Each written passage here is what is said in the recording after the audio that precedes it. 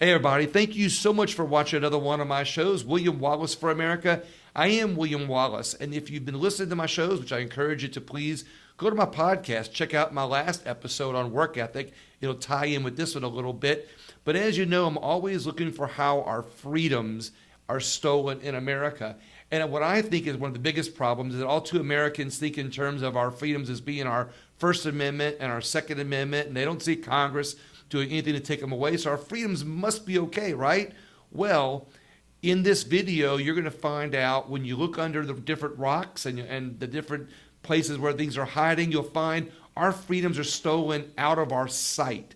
And with me today is someone with the Pelican Institute, James Baehr. James, thank you so much for coming on today. I really appreciate it. Thank you so much, Bill. It's great to be with you. Well, I think what's going to happen is people, when they hear you, they're going to find out all the other little hiding spots where our freedoms are being stolen. And I say that hiding spots because not many people realize how much of an infringement public policy has, or in the case where you're going to put some of those stones, it's bigger than public policy, right? Absolutely, yeah. We wanted to focus on, we're with the Pelican Institute, and the Pelican Institute's all about expanding freedom and opportunity. And the specific part of the Pelican Institute that I'm part of as special counsel is our litigation effort. And that's an effort for us to go to court to try and expand people's freedom and opportunity, whether it's infringed by agencies in Washington, D.C., hundreds of miles away, or whether it's infringed by boards and commissions here that are blocking people's opportunity in Louisiana. So let's talk about that. You mentioned off camera, what are the two agencies where our freedoms are being stolen, or what are the two areas? So our focus really is twofold. One is to go after federal regulatory overreach. We all know that the administration in Washington, D.C. and the agencies in Washington, D.C. are enormous, gargantuan organizations that often seek to push policies and change policies without going through the process that our founders created. That simple process we all remember from Schoolhouse Rocks. You want to pass a bill, you go through Congress, it comes to the president, he signs it, goes through both houses. Those processes are being ignored increasingly, and folks are simply going to agencies to try and push their policies and their preferences. And in the long term, this is a bad idea for people on any side of the aisle to use these agencies instead of using the processes our founders created that have checks and balances and have that constitutional structure. The second area that we're deeply concerned about, of course, is also here in Louisiana is our state boards and commissions. We have more low-income professions that are regulated by boards and commissions in terms of people who can practice professions. 77 low-income professions here in Louisiana, more than any other state in the nation, are controlled by boards and commissions that have many rules regarding how people can practice their profession. We're the only state in the union that licenses florists, for example, and other low-income professions that don't require a license to protect people's health and safety. So our focus is twofold, going after and fighting federal regulatory overreach and going after and fighting state overreach through boards and commissions that are restricting people's freedoms. You know, you pointed out the two things, like I said at the beginning. A lot of people don't look at, where our freedoms are being lost, and they don't realize that the agencies, they go, oh, yeah, that's a law, that's a regulation. But when you really put a highlight on it or shine the light like you're about to do in this video, in this interview, and you show, hey, this is where our freedom is being lost or stolen, we start to realize how much of our freedoms are being stolen.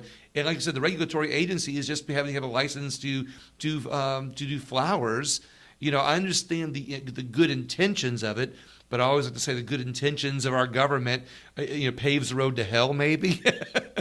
Yeah. Is that a way to put this? Absolutely. And these have proliferated, right? Since the 50s or the 40s, or even before that, you wouldn't have needed a license for practicing any number of these things. And they might have been put in place for good intentions originally, but unfortunately, a lot of the economic research and other research shows that what happens is active market participants, other barbers, other florists, other people, end up being the judge about whether somebody can come in and compete against them. And they have no incentive to allow additional entrance into their markets. And it creates problems, and it creates it increases the cost of the good for the public, right? It increases the cost for flowers for everyone, and ultimately restricts people's ability to practice in those professions. Well, a lot of people can look at a regulation and say, well, I can understand, need to have health concerns, say, in a barber shop, but these laws that pertain to barbers get pretty insidious or pretty in the weeds, don't they? You mentioned one off camera. Yep. that is.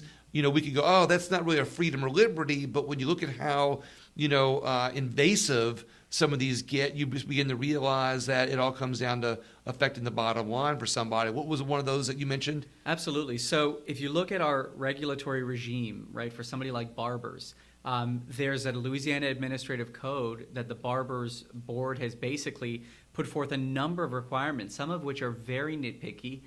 For example, there's a requirement that a barber shop has to have sufficient hooks, coat hooks and hat racks for customers' coats and hats. Now, why is a state board telling a private business or a businessman who wants to start a barber shop or somebody who wants to start a mobile barber shop, this is what you have to have in your store? The customer can decide whether the store has enough coat racks and hat racks for them.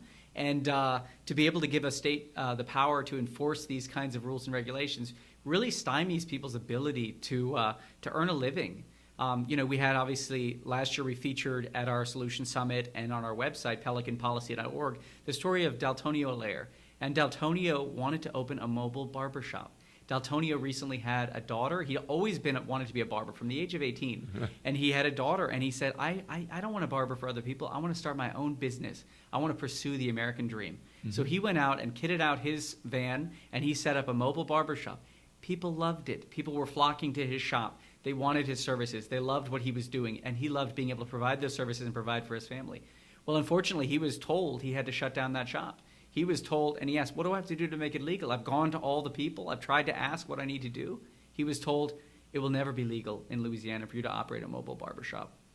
And so Daltonio, instead of fulfilling his American dream, doing this mobile barbershop that everyone in the community was appreciating, he's today delivering packages for Amazon. He's had to give up his dream. And this was a huge inspiration. In a van, by the way. Yeah, this is a huge inspiration. The irony, right? And probably much more dangerous driving a van around to deliver goods than cutting people's hair. Well, it's kind of like the food truck industry. Yeah. I mean, restaurants, I guess, were upset with it at first, and now that there's more and more food trucks, where food trucks can set up just about anywhere. There's regulations for it. Why can't the same, I don't want to say leniency, but why can't the same thought go into having mobile barbershops as there are with food trucks? Absolutely. And so, these standards are arbitrary. They're not consistent. You can go become an EMT, an emergency medical technician, at a faster rate than you could become a florist in Louisiana or some of these other licensed installing alarms. Interior designer, for example. Interior designer is a good example. Years and lots of money are required to get an interior design license. We are one of only 3 jurisdictions that licenses interior designers in this entire country, one of which is D.C. So we're one of only 2 states that licenses it. And it would be easier for you to become an EMT dealing with people in life and death situations than to be an interior designer rearranging somebody's furniture in their home. They don't make any sense. And really, it's just unfortunately captured by interested persons, people who are other interior designers that don't want competition. In other states, other people in other states who are watching or listening to this interview, they might not feel that same pressure in their communities on their freedoms, rather, to be able to start businesses, because not every state has the amount of licensure requirements that Louisiana has. Would that be a correct statement? Yeah, unfortunately. So the Institute for Justice, which for years has been fighting for economic liberty, has done a report called License to Work, and they are on their 3rd edition of that report. And Louisiana remains the worst state. 77 low-income professions here are licensed. Like we said, barbers, florists, cosmetologists, hair braiders. There's a litigation. I was going to say, define low income. Right. Low income, does it mean low income people, or does it mean small businesses? Kind of small businesses, yeah, and it's certainly not meant to be disrespectful to anyone, but it's in contrast to somebody like an attorney or a doctor. Now, an attorney or a doctor, you can sort of understand that public health need for getting a license, but these professions that generally make less income than those professions we think of that are licensed. They are unfortunately heavily regulated here, and this is the worst state in the nation for it.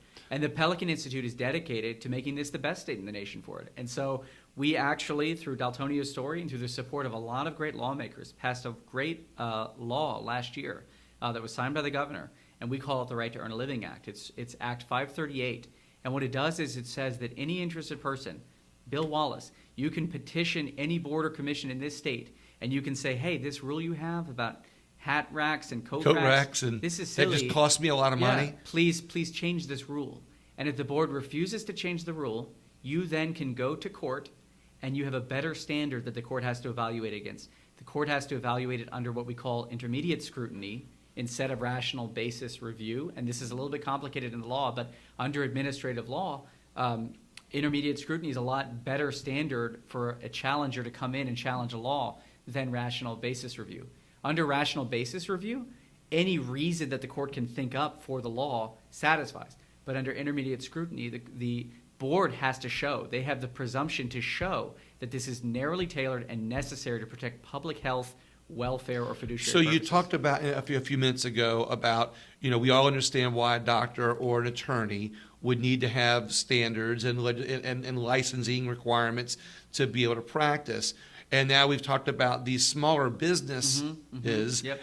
That have exceedingly high amounts of licensing requirements for their small of a business, we'll say, or I don't want to say it all takes skill, but where it's not as life and death, Correct. we'll say, or as personal.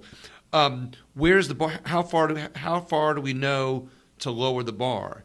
How far do we know? Who knows where that line can be moved? What determines that? Does Pelican Institute have a policy or We're going to work. We're going to work aggressively to petition these boards and commissions to identify issues, and we welcome anyone. First of all, we always welcome. We're a public interest litigation component within Pelican Institute, so we represent people for free. So if there's anybody out there that wants to become a barber, a florist, a cosmetologist, a hair braider, and is being blocked by these laws or these regulations, we want to represent you. So that's message one. We're here for you. Just call us. We have, me and Sarah, we work on this. So I like this approach. I used to Yeah. brought up Sarah too, because Sarah's been on the show Yeah. before, and she's excellent. She's Yeah. done some work we'll talk about here in a second Yeah. too. So basically, Pelican Institute isn't going out there and looking and digging through rules, legislation, and licensing requirements. You're basically opening the door and saying, hey, if you're in an industry or business and you're being blocked from earning a living for whatever reason, come to us and we'll look at what's blocking you, or look at the license requirement or the law that's blocking you from doing that, and we'll work with you on that. Well, both end. Number one, absolutely, we want to represent people, and if people have particular examples or particular challenges they're facing, we are here for you. We represent you free of cost. We're here to change the policy. We're not here to make money off of these cases. So that's number one. Number two, we are actually going to look through these administrative codes. We are going to identify silly regulations, and we are going to petition the board, because any interested person can do so. You could do so. Anyone else can do so who's having an issue. So we are going to try and do that as well. Obviously, we have limited capacity, and there are a lot of boards and commissions in this state. So we want to do both. Again, this is an attack on freedoms, and it's not coming from our government. It's coming through the boards and state laws, and that's why I think it's important to shine the light on it a little bit more. Now, do you all only work with people in Louisiana, or do you work with people outside of Louisiana? We partner with other folks in other places, but in terms of our plaintiffs, we're really focused on Louisiana. And we're really focused because of Act 538, because it creates this incredible new law. And the fact of the matter is, our law now and our presumptions are going to be some of the best in the nation. There are two other states that have passed similar right to earn a living acts. One is Tennessee, and one is Arizona, where the Goldwater Institute is located, and they were kind of the impetus for a lot of this.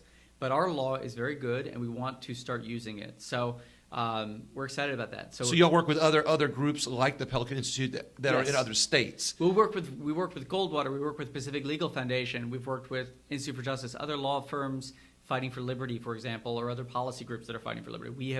We've worked and partnered with them. Let's talk about some other things that you all have worked on. Some other cases that you've worked on where freedom has been under attack that you all have helped stop it. Absolutely. If I had to kind of categorize our cases, we've had. Well, first of all, I'll tell you a little bit about how we started, right? The Pelican Center for Justice is a component of the Pelican Institute. And the Pelican Institute, as you well know, because you've had us on the show many times, is about expanding freedom and opportunity in the state. In 2019, we launched a litigation portion of the Pelican Institute with the idea of going to the court to bring freedom and opportunity to people. And we have a great opportunity because we're right here at the Fifth Circuit. Now, the United States Court of Appeals for the Fifth Circuit is one of the best, most freedom-loving courts in the country. So a lot of these other groups want to partner with us because they can bring litigation in a circuit that really appreciates freedom and has really great judges that will stand for the Constitution. So that's a great opportunity. And we've used that opportunity to bring a number of cases. We've brought 8 cases thus far as the Center for Justice, either in partnership or alone. Those cases have included things like COVID vaccine mandate challenges. Our entire economy was shut down, and our case and our plaintiff, BSD Holdings, was the case that went to the Supreme Court and that overruled the requirement for OSHA. That's right, Brandon. And then we've those COVID cases still have legs today in a way, right? We are still fighting over the military COVID vaccine mandate, and we represented Faith Crocker, who's in the Air Force at Barksdale Air Force Base. We represented Master Sergeant Rob Gailey. That's one of your credentials as military. Yeah, and so my background, I served as a judge advocate in the Marine Corps for years. I was a defense counsel. I've stayed in the Marine Corps Reserves my entire career. I really think that I've got a good sense of the military justice system and how the military works, and it's an honor to be able to bring and fight for the Constitution in the civilian sector as well. And I really was honored to bring a case for those Air Force service members of Barksdale, as well as the Army soldiers at Fort Polk. So where did you go to law school? So I went to University of Virginia Law School, which was a great law school, and we actually, the Army JAG School is right next to it there in Charlottesville. So I was able to take some classes at the Army JAG School as well. But UVA was a wonderful law school. I was able to pursue my JD and as well as a master's in constitutional history there. So as I'm trying to point out there, the Pelican Institute has a lot of experience in not only fighting for freedom, but bringing in the right resources to be able to have the tools in their tool chest to fight for freedom. Bringing you on with all this experience. We also have Sarah. Yes. That's in here that fights for people too, and she's the one who worked on the case with the Supreme Court on COVID, right? Correct. Yeah. So Sarah was working hard on all these COVID cases while I was actually in D.C. for a couple of years working in the last administration, but came back, rejoined Pelican, overjoyed to do so, and to bring some great cases. In terms of our federal regulatory overreach, we had those COVID cases. We've also got some occupational licensing style cases. For example, we've been fighting for free speech and compelled association. We've been fighting our state's bar because folks will be required, if you want to practice as a lawyer, to become a member of our bar. And our bar, unlike some other states, is called a unified bar, which means that they also do things besides just regulating the profession of law. They also we're going to Baton Rouge and taking positions on legislation that our client, Randy Boudreau, didn't agree with. And so we filed a lawsuit about that. It made it to the Fifth Circuit, was successful there, went back to the district court, and now it's going back up to the Fifth So Circuit. the bar, the Louisiana bar, now of course Louisiana law is different than any other type of law. It's the only one that has what they call the Napoleonic Code. But what is the right term for that? Is there another term? Civil law. Civil law. It's the only state the union has civil law, correct? Yes. And so, and you're saying the bar here is the only bar in the United States that operates the way it operates? No, so there's two sets of how bars operate, okay? Bars in the state of like New York, for example, the New York Supreme Court regulates the practice of law and the entrance of attorneys into it. But they don't have a separate kind of bar function where they'll do events and CLEs and publish a bar journal and go to the legislature with positions on the bar. If you want to become a member of voluntary bars in New York that do those things, that take positions, you can do so, but it's your choice. In states like Louisiana and quite a few other states, it has a mandatory bar where the bar both has the functions of regulating the profession of law as well as going and doing all these kind of extra things. And so our client, Randy Boudreau, doesn't want the bar to do these extra things. He doesn't even want to be a member of the bar to be able to practice as a lawyer. Our case had some success at the Fifth Circuit. It went back to the district court, and now it's going back up to the Fifth Circuit, and they'll determine what to do. One great success that came out of this was that the Louisiana bar stopped taking position on legislation. And they stopped their fees that they were paying for lobbyists, which is what they were doing before, because of this litigation. So even if you've already you've already stopped some actions with stopped some things with your actions. But what would that have to do with people losing freedoms? Sure, and to tie it back to freedom, right? It's all about freedom. It's all about the First Amendment, right? Whether or not this is under a case line on compelled speech. Right, because and particularly there was an opinion called Janus a few years ago, which I'm sure you're familiar with, Janus v. AFSCME, and it said that if someone is a member of the union can't take their money and then go lobby for a bunch of causes that person doesn't believe in without letting them opt into that. Basically, somebody has to make the choice because your membership in the union like your membership in the bar, is a message that the bar then takes to go to Baton Rouge, or the union takes to go to D.C. and say, our members support this policy. Well, there might be a member of that union or the bar that doesn't support that policy. And to basically force him to be a member of the group and then basically pay to go speak on his behalf violates the constitutional right of that person, the right of freedom, of free association, of free speech that the Constitution protects. So the Supreme Court looked at that issue and they said, in the context of unions, you can't do this. If a union's going to go take these positions, somebody has to opt in to choose, even if they're a member. Yeah, I can understand if it was a private club and you had to opt into it, and you said, I'm going to opt into this this organization because I believe in what it's doing, that you've got to kind of go along with what that's doing. But to force you into something and then to force you to pay, it's kind of like why Louisiana is a right to work state, correct? Exactly. Does it have any ties to that? Well, so interestingly enough, this is fascinating. Louisiana is a right to work state. We've been a right to work state for many, many years. Which I think is freedom. Yeah, it's freedom. It's your freedom. It's your opportunity. It's you want to join a union, great, join a union. You don't want to join a union, don't join a union, right? Why should people be forced to become members of groups and to make claims and make groups that go speak on their behalf if they don't want to make those comments? You know, there's some. But I interrupted a good thought you had a minute ago. Well, the thought is this: the Supreme Court, in the Janus opinion, undermined a lot of and overruled some of the precedent they'd used in the union context.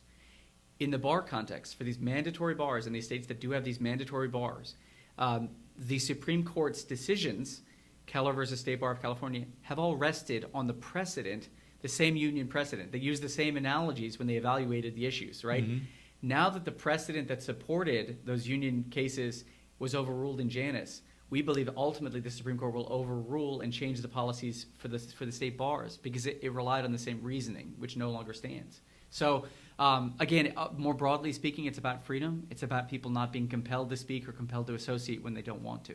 You know, I find it interesting, and this is one of the reasons why I think people don't realize how many freedoms that we're losing in our country, is that through the years, all the little rules and regulations that have been created through the agencies, the alphabet agencies, that don't have to answer to Congress or answer to congressional bills, like you said with Schoolhouse Rock, all these different little licensing requirements that have been done through the agencies that are able to tie them to state laws. Now I'm making a picture of this web that I think that has been woven through our society that basically catches or entraps our freedoms in it without people realizing that, our freedoms are under attack because of this legislation that's tied to this little law or this requirement. It looks to me like what the Pelican Institute is doing is slowly unraveling, that web, or slowly unraveling these licensing requirements and this state legislations and even federal ones or ones that happen at the agencies. How do we end up unwinding that web to really let freedom go again in this country? Or is it just, how to eat an elephant one bite at a time, right? Yeah. So the potential that we see for this, obviously there's the potential through legislation, but my particular focus, of course, is litigation. And that is to go to the court and say, hey, court, you need to uphold the Constitution, right? The Constitution is clear. And we've talked a little bit about the Bill of Rights. But Antonin Scalia, one of the great justices of the Supreme Court, he said that the Bill of Rights itself does not protect liberty.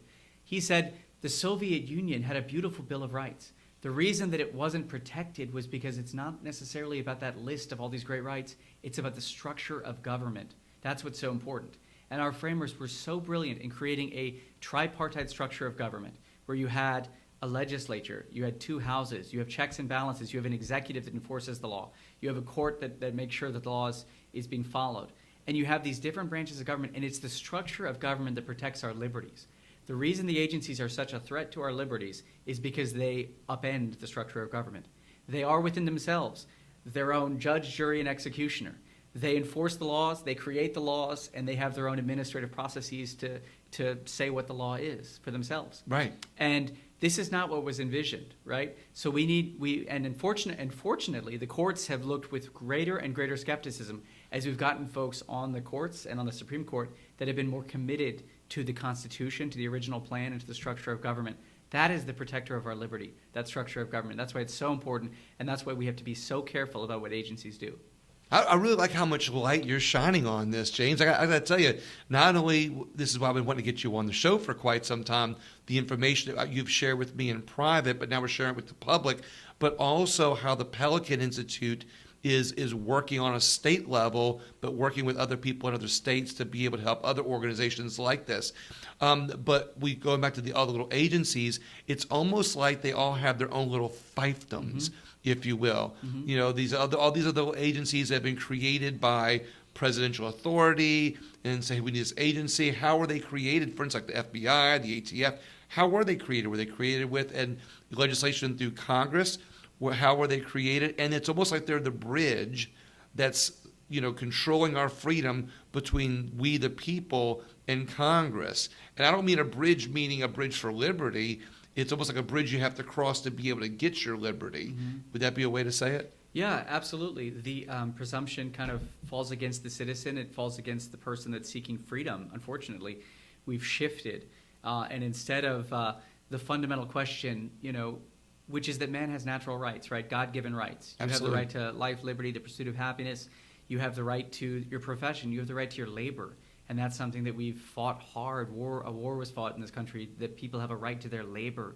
And Frederick Douglass and other people have talked beautifully about what that meant for a slave to be able to say, I can sell my labor, I can do what I want, I can choose what I want to do. And unfortunately, we're in a position where these boards and commissions and these agencies have shifted the presumption, and that they are the ones who decide what you can and can't do. And they're the ones that are going to tell you what you can, how you can and can't do it. And it's really a fundamental shift that's not what was intended, and it doesn't accord with our natural rights, which are that we are free, we're born free. And so, again, we are going to fight for that correct understanding of what people's natural rights are, that understanding enshrined in the Constitution, that people have a right to their labor, that people have the freedom to be able to practice the professions that they want to practice.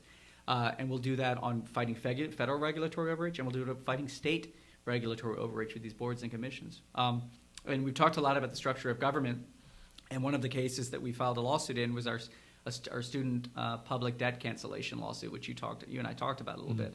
And it's a really good case to see that it's about the structure of government. And that case, if you all have been following, it's actually today was the argument at the Supreme Court exactly. on the student loan case. The case that went to the Supreme Court is not our particular case, but it's similar arguments that have been advanced. Our case has stayed while this case is going to the Supreme Court. But basically the issue is, can an agency, the Department of Education, eliminate $400 billion of public debt that's owned by the American people without any legislative process? And our fundamentally, we've argued, and we argued in our complaint here in the Eastern District of Louisiana, that violates the vesting clause of the Constitution, which says that all legislative power is vested in the Congress. Our legislative power is not vested in the agencies, right? Right. The agencies work under the executive. Like we've been talking about, by allowing that to happen through an agency, all we're doing is giving that agency more and more power. Right. And the agency is theoretically under the power of the executive, which is a different branch of government than the legislature. And so the Constitution vested legislative power in the legislature. And secondly, the Constitution gave Congress the power of the purse. Congress makes those choices. Why did they put that in the legislative branch? Because the legislative branch is most responsive to the people, and so they're the ones that have the power of the purse. The executive shouldn't have the power of the purse. And so, unfortunately, an agency, the U.S. Department of Education, under the control of President Biden, has taken it upon themselves to exercise the power of the purse to eliminate $400 billion of public debt. And people might think this is great. People might be happy that they're not, that $40,000 of the debt disappears. There's a lot of people that are happy about that, but that's not the way we should be doing it. No administration should come in and just say, through an agency, we're going to make a decision about $400 billion of the people's money and the people's debt without going through the process. Again, Schoolhouse Rocked. It's really simple. People just need to follow the process. Before we talk about what Pelican Institute is doing on that, I'd like to point out, that when you talk about canceling debt like that, what's happening, we see a lot of the narratives. If you watch the news, you see a lot of very passionate people who are in support of canceling debt.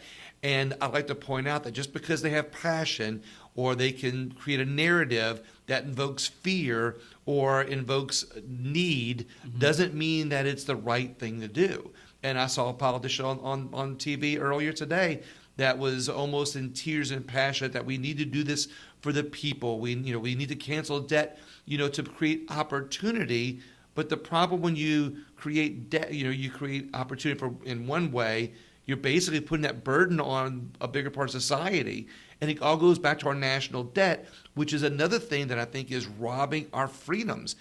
Debt is robbing our freedoms. And while on one hand, you might say, well, it's good to cancel debt then, because if it's robbing our freedom, we should cancel it. But the problem is, when you cancel debt and you just try to get rid of it, you almost magnify the burden of that debt on a larger portion of society, because now they're paying for the debt at somebody else's expense, which the expense is going to be not only their freedoms, but their family's freedoms and their financial freedom. It takes that away in that one act. Absolutely. There are an enormous amount of unintended consequences. And we see a situation where people who have elite degrees from the top universities in, gender studies or some issue like that, their debt's forgiveness is going to impact the folks that chose not to go to college, the folks that chose to, become truckers, the folks that chose to become, plumbers and do other jobs that are necessary for our economy. They didn't take on that debt. They didn't choose to take on, tens of thousands, hundreds of thousands of dollars of debt from some of these universities that somebody can't get a job at afterwards. Those people planned, they saved, they thought through it. They said, I'm going to make a choice to go into this profession. I'm going to work hard. I'm not going to take on that debt. And now those people are going to be bearing the cost because again, when you eliminate $400 billion of public debt, what you see is inflation. And inflation hurts the people at the bottom more than anybody else, because government can't just print money. If it does, it inflates and lowers the value of every single dollar. And unfortunately, that's what's going to happen. And that's just basic economics. So if that's what the American people want, that's okay. But they need to go through the process of the Congress, and they never have. These bills have been debated in Congress as to whether or not we're going to cancel this debt or not. And they've never gotten the support necessary. And so instead of going to Congress, the administration chose to simply wave their wand and say that they had statutory authority from an act in 2003 that has nothing to do with this to eliminate $400 billion in public debt. You made an excellent point, too, James. When you cancel the debt, it's that old saying, pay now or pay later. Mm-hmm. When you cancel the debt now, $400 billion, and it gets spread amongst all the people that are working in society, maybe the small business.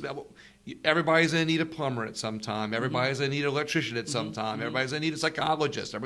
Whatever you need that your degree was paid for, the inflation they're going to have to pass those inflated costs on to, like you said, the same people that had their debts released. Mm-hmm. Yep. Are we the same people that paid for it later? Right, exactly. And like you were saying, the national debt, when you erase $400 billion of public debt, that's all added to the national debt. Our national debt has skyrocketed. We've reached a point where it's unlikely that our government will ever be able to pay for it through the labors of our people. So what does the government do? The government inflates. They depreciate the value of the currency to be able to pay the debts that they've accrued, and that is going to harm everyone. We're already seeing it now. We've seen significant inflation over the course of the last few years because of lots of monetary giveaways that seem good at the time. But there's an old story about a goose that lays a golden egg. And every day that goose lays a golden egg, but when you go to try and kill the goose and get inside it and get all the gold, you find there's nothing there. Right. And we don't want to do that. We have a wonderful free market system. We have a system where people can pursue their opportunities, can make their decisions about savings and debt. And a huge protector of that is the currency.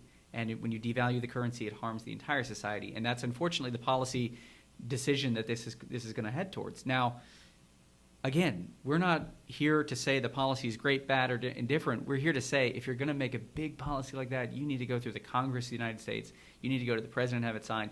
You don't need to be just waving wands in some administrative agency and saying that you have the power to do something that nobody ever gave you the power. And what would you say is the attack on our freedom at that point?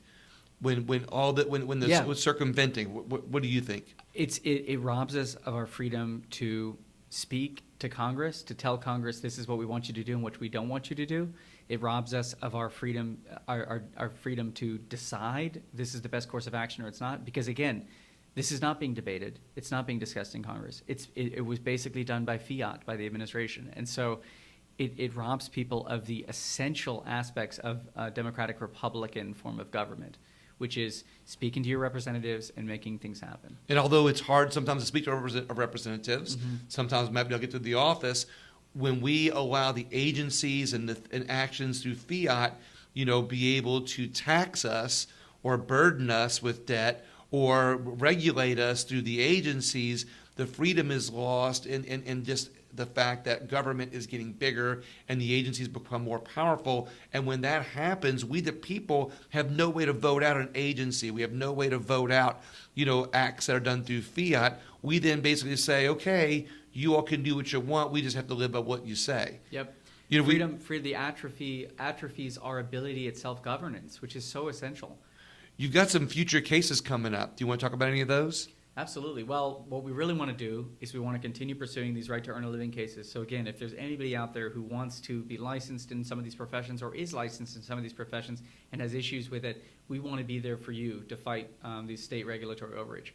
We also want to fight federal regulatory overreach. There's lots of opportunity coming down the pipeline because it's not just the Department of Education. Every single agency right now is working on their rulemaking process. Every single agency is trying to pass and push rules, taking more power for themselves. Something that we've seen a lot of is called, this ESG issue, right? Environmentalism, social, and governance. And the administration is trying to force, for example, industries such as the oil and gas industry to disclose what's called climate change disclosures. Basically, they're trying to force oil and gas and other industries that affect the climate through a rule at the SEC to disclose what damage they're causing in terms of the amount of climate carbon emissions that they're creating. The problem with this, again, is it's a compelled speech issue. You're forcing a business to say, I'm a climate polluter. Here's all the carbon emissions that I'm creating. And the courts have looked at this before and said, you can't do this. This is not the right way to go. And again, this is attempting to make major changes. It's attempting to put a scarlet letter on industries like oil and gas that do create some carbon emissions to try and punish them and to try and get investors to punish them. So what I'm curious about is, will they require China to put those labels on the products that we're buying and getting shipped to our front door, that this product has been created by a company that's using... Right? It's a great question. And no, they won't, right? And because they're building, 30-something more coal-powered plants. That's right. So again, it's inconsistent. We could talk for days about the climate policies and how inconsistent they are and how unfair they are, and how misguided they are. So, but again, if we're going to require these sorts of things, you should go through the legislature. And they haven't gone through the legislature. They've tried and they've failed. So what they've done is they've gone to the Securities and Exchange Commission, and they're trying to get them to make this change. They've gone to the Department of Defense, and they're trying to make a change requiring all federal contractors to make declarations about various climate change disclosures and various other kind of ESG principles that they're trying to push these people to do. Why are they doing this? Because it's a lever, right? If you can get all the federal contractors to say, their climate change disclosures or their ESG disclosures or whatever else, they can change a lot of activity of private actors that they couldn't otherwise change. But again, this is not the right way to do it. Another attack on freedom. Right. But now, what I'd like to point out and ask you about is, while they're regulating businesses and saying, okay, you have to, label whether you're a polluter or your ESG score, whatever the case may be, how does that attack on a business? How is it an attack on our freedoms in America individually? Yeah. It's an attack because it is an attempt to put a scarlet letter and stigmatize certain businesses in certain disfavored industries. It's sort of part of our kind of cancel culture that we live in today, that people are trying to tar and feather various industries that we really need and that are critical for the state of Louisiana, right? Our oil and gas industry is absolutely essential. And so these kinds of activities, basically trying to force people to wear scarlet letters, is very harmful. But in terms of our liberty, it directly violates our First Amendment, right? Our First Amendment says we have a right to speak. We also have a right not to speak. You can't have the government come and tell a private business that is not the government, you have to make some statement. That's something that our founders fought. And these industries and these small businesses are a reflection of our civil society that we want to strengthen and not force to violate the Constitution. Isn't it almost kind of like a violation of the Fifth Amendment for an individual? If a business has to self-incriminate themselves. That's a good point. That's a really good point. Yeah. And not that a business should have the right to go out and pollute. I mean, I'm not giving free will on or free willy-nilly on that, kind of, Right. that a business shouldn't have to report how much they're polluting, or I'm not saying that, but it's going to be invasive on individuals. If this works for businesses, this is the prototype they're trying to put on individuals. Isn't that right? Yeah, absolutely. This is it's that pathway, and businesses are just composed of individuals, and a lot of these are small businesses. Suppliers to oil and gas companies are often small businesses. The federal contractor rule, I believe, applies to businesses with over $7.5 million of business, so they're major contractors for sure.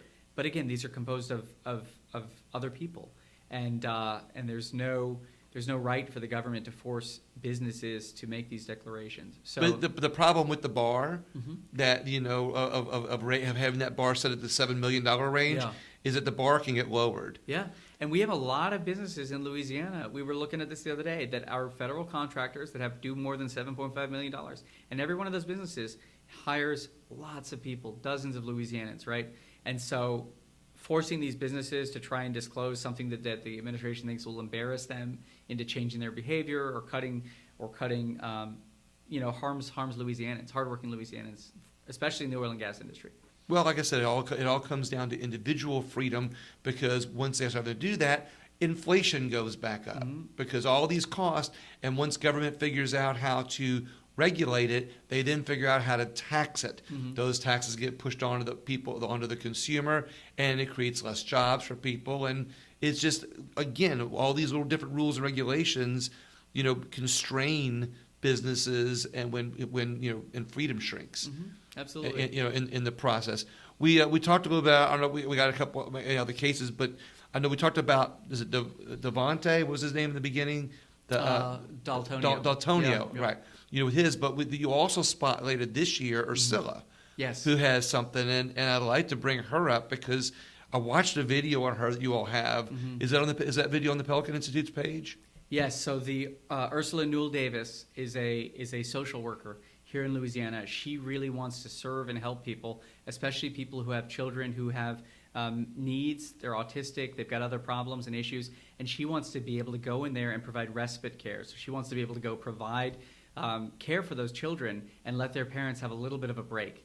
And Explain what respite care is for those who might not know. So again, parents of children who are dealing with disabilities of various sorts can get respite care under the law, and they can get help from a social worker who can come help care for their children who are trained and qualified. Ursula is somebody that people wanted to come help. There's a desire for her. There's a demand for her. If you saw the video, you heard from a mother who talked about her challenges and how she wanted Ursula to come help her. Now, unfortunately, Louisiana has something called Facility Needs Review. There's also other states where they call this the Certificate of Need laws. And what this basically is that the state gets to decide whether or not there's a need for your particular business. And this regulatory regime has kept Ursula from being able to operate as a social worker and to operate her business. And because the state gets to decide whether or not there's a need for it. Now, shouldn't the market be able to decide whether there's a need for that? Shouldn't that mother that wants Ursula's help? So let's talk about that for 1 second. There's already respite care in Louisiana. Is that what you're saying? There are other providers, but as Ursula dug in, first of all, a lot of those providers were unresponsive, or this particular mother didn't want them. They wanted Ursula. Ursula is a great person and has done great service, and so the government said basically that their need and their requirements in terms of operating this administrative system trump Ursula's right and ability to provide services as a social worker. So how is she providing services differently than what is already in the marketplace? She's providing potentially similar services or potentially better services, right? Mm-hmm. And it's our position, and it's not Pelican or the Pacific Legal Foundation who we're doing this case with. It's not our position that these other providers are necessarily bad, good, or indifferent. It's our position that people should be free, and that these certificate of need laws actually don't meet the rational basis test requirement under the Constitution, and that people should have the right to practice their profession. So for those that are listening, where is having to regulate her to make sure that she is meets all the requirements to help people. Mm-hmm. Where's that bar? Or where's that threshold? Mm-hmm. If there's already things in place that says we have these regulations to make sure people are qualified to provide this respite care, where is Ursula trying to operate that's slightly outside of that, where you all think that the bar should be moved, that allows her to practice? Because she has to apply for her business to be able to be basically the state has to determine that there's a need in the market for her to even operate, right? And she's a highly ethical person. She's highly qualified. She's capable of operating under all the rules and regulations required of social workers here in the state. But the state has determined, oh, there's no need for you. Now, again, we provided significant evidence from experts and from even just the woman down the street that there is a need for Ursula. And so we are, with Pacific Legal Foundation, Pelican Institute challenged these certificate of need laws in Louisiana. That would have nationwide implication because there are other states that do this too. This originally came about through the idea that it would improve market services if the state actually limited the providers. But all the economic research since these came about in the 60s and 70s has shown actually that that's not true. More competition actually increases quality of services, lowers cost, and is a better course of action. So, unfortunately, because it's an economic restriction, the court only has to evaluate it on rational basis review. So if there's any argument whatsoever that the state of Louisiana or another state has that there's some reason for this, it survives scrutiny under the Constitution. So, unfortunately, this case, Pelican Institute and Pacific Legal did not prevail in their case for Ursula. But that doesn't mean we shouldn't keep fighting to change these certificate of need laws. And the attack on freedom there is not only on her right to have a business and earn an income and be able to provide for others, but also the families who need the freedom to be able to go out and work, and they needed that somebody who can care for their, you said that it's for mentally challenged people or people with disabilities. Now, is the requirement because she's trying to do it in home, where other businesses have a business? Is that the difference, that she wants to do in-home services? No, the only difference is the state basically said, we've already got people signed up to do this. So forget it, Ursula. We don't have a need for you. There are all these people, there's a list of people here that will provide these services. Again, if you actually called through that list, which some of our experts did, you'd find half of them are wrong numbers and half of them are not providing the services and half of them are basically full. There's a cap on how many people can be registered in Louisiana. Exactly. And once that's reached that cap, nobody else. So basically, if a lot of people hold a position and they retire, quit, and the state doesn't update their list, nobody else can get into the system, and then there's a void. Exactly. And the crazy thing is this, like the argument that the state made was essentially that, it takes the state time and effort to regulate new entrants into this profession. And so because it's difficult or takes time or takes resources, again, without explaining what resources it took or how difficult it would be to oversee one additional social, healthcare provider or social worker in the system, that was deemed sufficient. Because again, the rational basis test is very low, a very low test to meet. Now, we do have some really good precedent in the Fifth Circuit. We have a case called St. Joseph's Abbey, which is about some monks that wanted to create caskets. I've heard this story. I haven't heard the final of it though. So this was a case years ago, but the Fifth Circuit came out with a really good opinion saying that efforts to restrict the monks' selling of the caskets was an infringement on their due process and their equal protection rights. Even under rational basis review, the justification for blocking these monks from selling these caskets was not good enough. And so that's a great case for economic liberty here in the state of Louisiana and in the entire Fifth Circuit. So again, we want to expand economic liberty. We want to expand opportunities for people.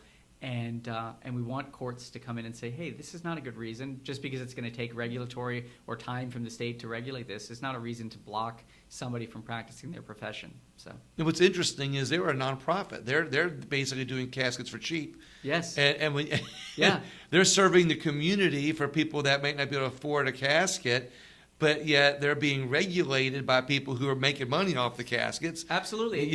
Anyone who's gone through the tragedy of losing a family member knows that the mortician industry is highly is very expensive. It's very difficult. They were offering a simple wood casket like the monks were making, high quality casket, not for to make a bunch of money. They were offering it for cheaper than their competitors, and that was and people were flocking. They wanted to get these caskets. These are wonderful caskets. And unfortunately, they were being blocked because a lot of these mortician industry people make a lot of money off of upselling caskets, apparently. Institute for Justice fought that case, and they did a great job, and they won that case for economic liberty. That's again a precedent in the Fifth Circuit, and that's really what we want to do at the Center for Justice, is to win cases that creates new precedent, that creates new opportunity, that creates new, protects people's freedoms going forward. And what I find interesting, we've talked about, of course, shining the light on where our freedoms are being stolen, but as we talk about it more and more, it's the economics that go along with it, are the rules and regulations that get created for economic reasons, that end up attacking and it's not even big industry. It's attacking the average middle class American and down, for what it looks like to me. Exactly. Is where the biggest attacks are. Yeah. And look, any economic analysis shows that when you restrict supply and demand remains the same, costs go up, right? So again, it's everything from Daltonio that wants to cut your hair for cheaper than somebody else down the street. If he's blocked, it only raises the cost of your goods as a consumer. That's why everyone in the state should be passionate about this. Now, the problem is the folks that are really passionate about it are the people who are already making money in these various industries, right? It's the florist lobby and other people in Baton Rouge, and they're really committed to this, but they're a small percentage, but because they're so committed, and because most Louisianans, unfortunately, aren't either aware or really passionate about this, that they keep winning.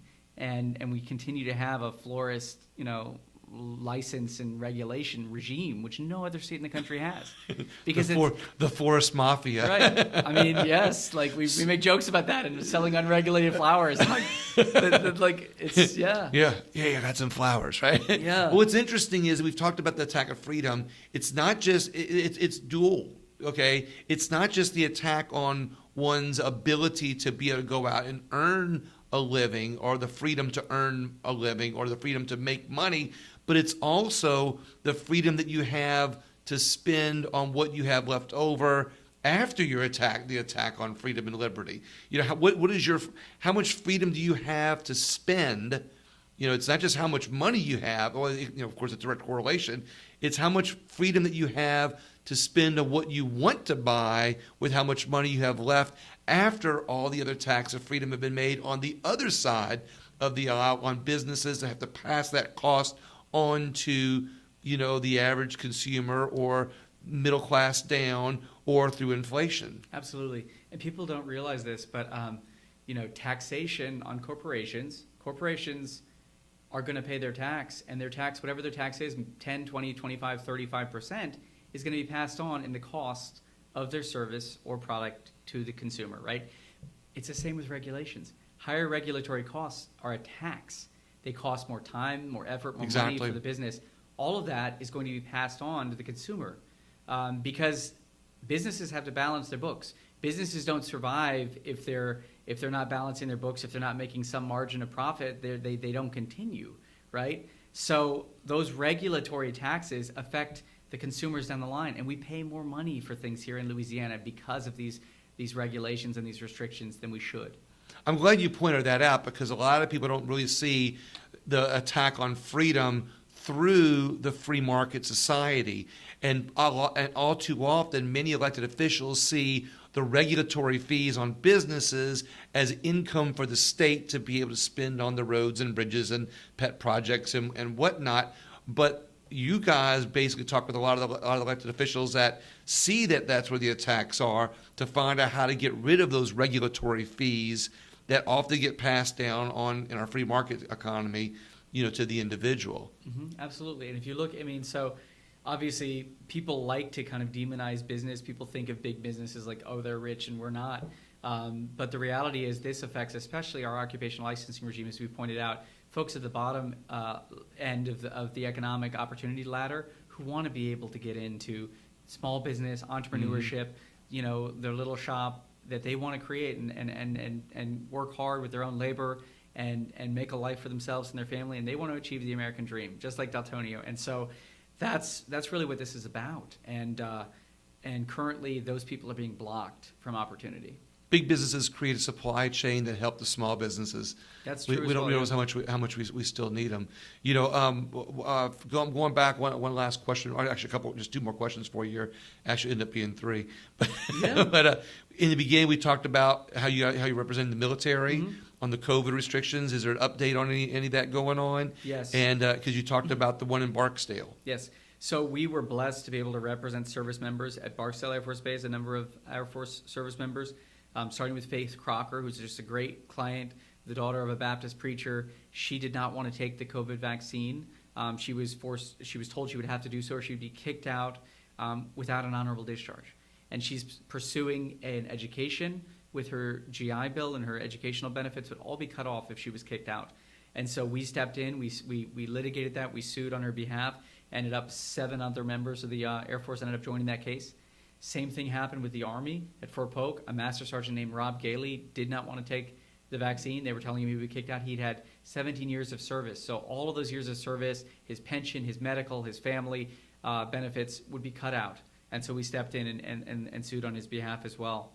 Both of those cases, because of the pressure that was brought and because of the work of really good congressmen and other people, we've passed the National Defense Authorization Act, which is one of the first things that the new Congress did, and blocked the Biden administration from being able to kick these folks out for choosing not to take the COVID vaccine. Only those folks are military-wide? Military-wide. Okay. Yep. And so they're implementing that. So those cases are stayed right now, but lots of good progress has been made protecting those individuals. And we're going to continue to litigate those cases as long as there's any violation of their religious liberties. Of course, if their decision, their free choice, their conscience not to take this particular vaccine if they don't want to. And we'll continue to represent them as long as we have to. But those cases, we've already seen great success because of the NDAA and because of those actions where the administration's basically been forced to not violate the religious liberties of these service members. Kind of interesting how when all these policies were put in place, it was to protect the military. But now in today's times, it's come full circle. We're finding out that, those vaccines in essence really haven't done the protection that they needed to, that they were talked that they would, or said they would rather. But now we're finding out that the effect on our military has reduced the size of our military and actually hurt morale in our military. And it sounds like, not only have you guys protected freedom in our military, but you've protected the morale and the sanctity, if you will, of our... Absolutely. And these folks, they're just such great American heroes, and they deserve honor. And there were so many reasons why it didn't make any sense to kick these people out with all their experience when we're having a recruitment crisis in the military. People are choosing not to serve in the military, unfortunately. We also have massive global challenges with Russia and Ukraine and China. And this is not the time for us to disarm our military and kick a bunch of people out for a political agenda. Exactly. For a vaccine that really didn't work. And the CDC admitted that the vaccine, that natural protections were just as good as the vaccine. And all these people had already had COVID. So who are they protecting? Instead, they're kicking out people who, through whatever reason and through their choice of conscience, didn't want to take this particular vaccine, which, again, didn't What's do much. amazing to me, and I've done other shows on this, on some other content I'll tell you about later, is our military signs their name on a check for no amount, including their life, to be able to protect the Constitution. Our military signed up to protect our Constitution, our First Amendment, our Second Amendment, our Bill of Rights, our Constitution, but yet they're not being afforded the same rights that they signed their life away to protect. Now they're being forced to not be able to speak their mind. They're being forced to not make their own choices. They're being forced to take a vaccine, losing their freedom. Now, of course, there's some people in the military that say, well, when you join the military, you got to take all these shots anyway. Yeah. Bump. It's just another shot that you have to get. Yeah. So my response to that is, obviously I've served in the reserves for years. Obviously, all of these statements are not by the DoD; they're my personal opinions, and so I offer that caveat. But yes, we go into the military, we have to take all these shots and things like that. But there's an evaluation of the necessity, right? And in this case, there's a process. The Religious Freedom Restoration Act allows people to claim religious exemptions, and each of these individuals. On all those shots? Well, they can claim a religious exemption for any governmental act, and they could theoretically do it for other shots, but there's an evaluation as part of RFRA, as part of that Religious Freedom Restoration Act, of the necessity of any particular act. And in this case, this vaccine is not like a polio vaccine or some vaccine that has 99% efficacy and will save us from, anthrax or some horrible disease that will kill everybody. This vaccine, by the CDC's own admission, is no more powerful than the natural immunity that came from getting COVID, which these people already had. Also has some side effects, also has some issues and challenges. And so there was no necessity for us to drum all these people out. And to your point about people signing up on that dotted line for the military, the people who are willing to go give their life, those are people who inherently are people of principle, right? And these individuals that we represent are people of deep and profound principle. And so to go to that person and say, you have to violate your principles to take some vaccine that doesn't really do what we say it's going to do, right, and that you already have natural immunity for, and then to be shocked when those people say, no, I won't do it. I'll stand on my principles. You can kick me out if you want to. And then to wonder why we don't have a military that's willing to go into danger and to face death and in these situations is crazy. And again, the Pelican Institute is not anti-vaccine at all. I'm in the reserves. Somebody wants to get it. Yeah, I chose to take the vaccine early on, and I took the vaccine, and it was fine. I didn't have any health problems with it. So we're not anti-vaccine. We are pro-freedom. We are pro. See, I think that's an excellent point. Yeah. I'm glad you brought that up, James. I interrupted you because it shows that hey, you took you took the vaccine.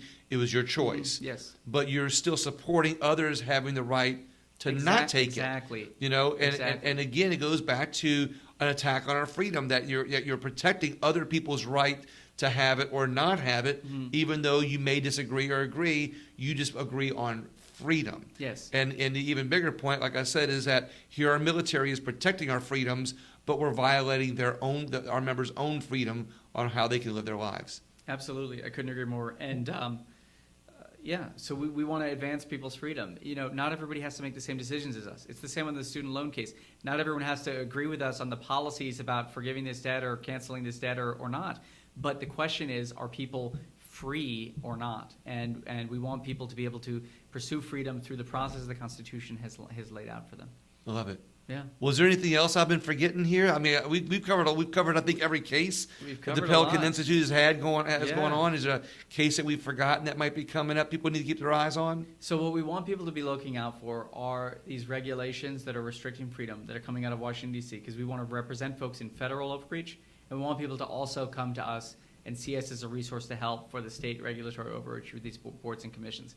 So if anyone has any of those cases or is willing to challenge the Biden administration or these boards and commissions, we are here for you. We are a free law firm, highly qualified lawyers that want to represent you aggressively, because it's not just about you and your case, it's about the entire system. It's about expanding freedom and opportunity for everybody, and that's what we want to do. I love this. Sounds like the Pelican Institute, people need to look more into it. What's the website again for people to know about this? PelicanPolicy.org, which is right behind me. Yeah. And so you can see our list of cases. You can send us an email on the website, PelicanPolicy.org. I love it. Yep. James, thank you so much. Man, I really appreciate this. Thank you. We've had some great time. Look, if you found value in this interview, please share it. I appreciate it. Please visit my site, williamwallace.net. But overall, we're always looking for places where the theft of freedom is hiding. It's usually where you don't notice it. It's usually a part of your daily life and you don't realize it. But when you shine the light on it, it's encroaching. Our freedoms are being encroached on more and more these days. Thank you so much for listening, everybody. Please share the video. Please share Pelican Institute with a friend. And let's work harder to save freedom in America.